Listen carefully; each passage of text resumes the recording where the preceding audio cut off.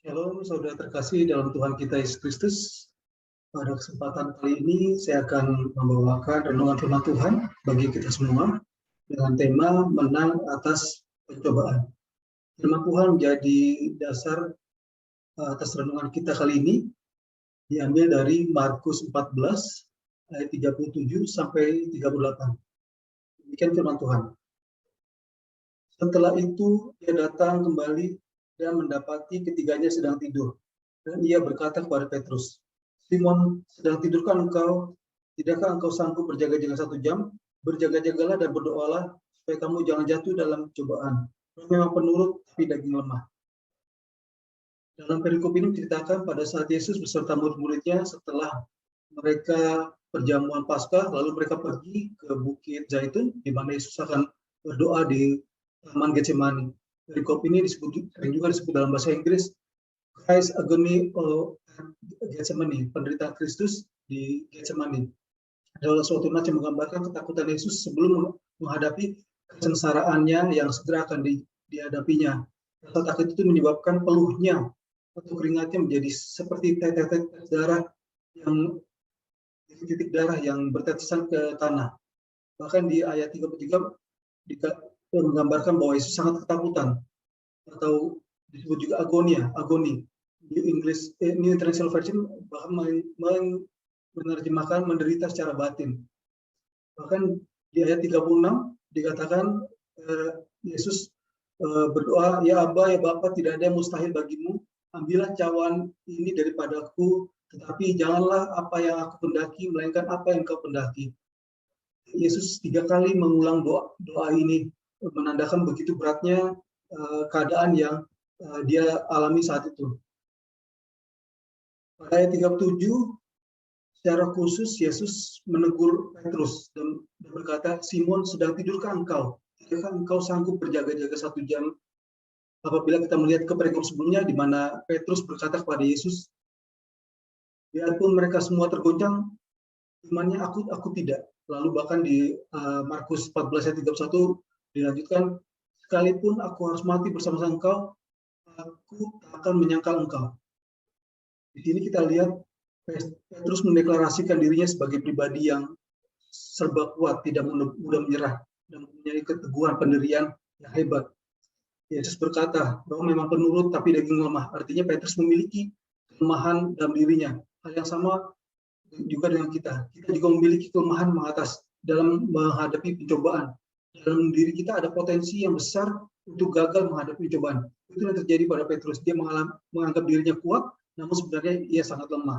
Saudara terkasih, ayat ini mengingatkan kita orang percaya dan hamba-hamba Tuhan di sini bahwa semua seperti Petrus, seorang Petrus yang setiap harinya selalu bersama Yesus saja bisa jatuh dalam pencobaan. Petrus dan murid lainnya lalai dan gagal dalam berjaga-jaga dan berdoa. Di mana itu adalah satu-satunya hal yang dapat menyelamatkan mereka dari kegagalan dalam menghadapi pencobaan. Kegagalan dalam kehidupan kita sudah pasti apabila kita tidak berdoa. Dalam ayat 38 dikatakan, "Berjaga-jagalah dan berdoalah, supaya kamu jangan jatuh dalam pencobaan. Roh memang penurut, tapi daging lemah." Dalam New American Standard dikatakan, "Keep watching and praying, that you may not come into temptation. The spirit is willing, but the flesh is weak."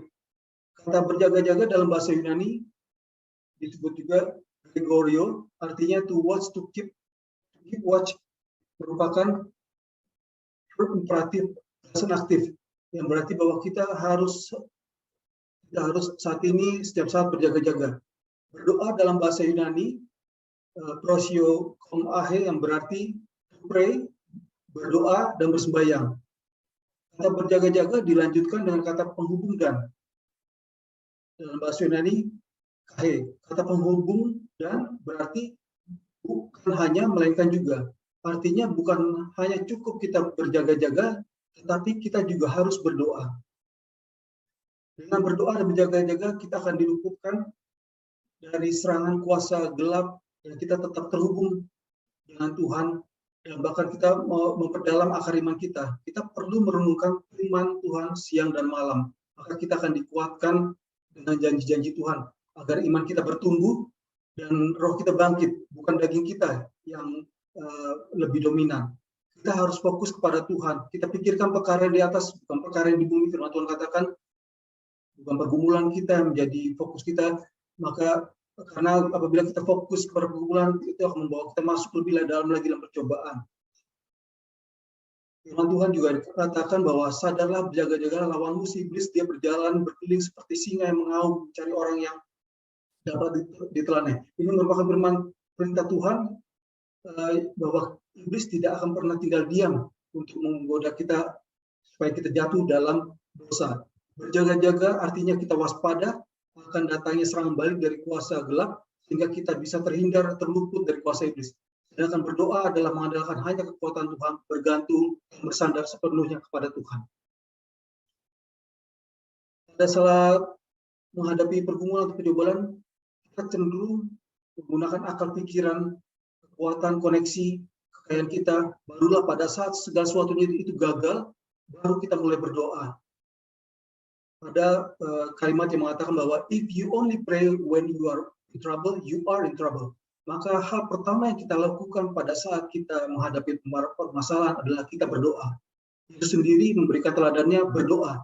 Yesus dalam kesesakannya, ketakutannya, kegentarannya, kesedihannya, seperti mau mati rasanya, bahkan dikatakan Yesus memilih untuk datang dan berdoa kepada Bapa di surga. Begitu beratnya pergumulan yang Yesus alami, hingga tadi saya katakan juga Yesus berdoa sampai 3 kali kepada Bapa. Kemudian kecenderungan kita dalam menghadapi suatu masalah atau pergumulan, kita larut dalam pergumulan kita, membiarkan hati kita, pikiran kita dikuasai, perasaan kita tertekan menghadapi pergumulan.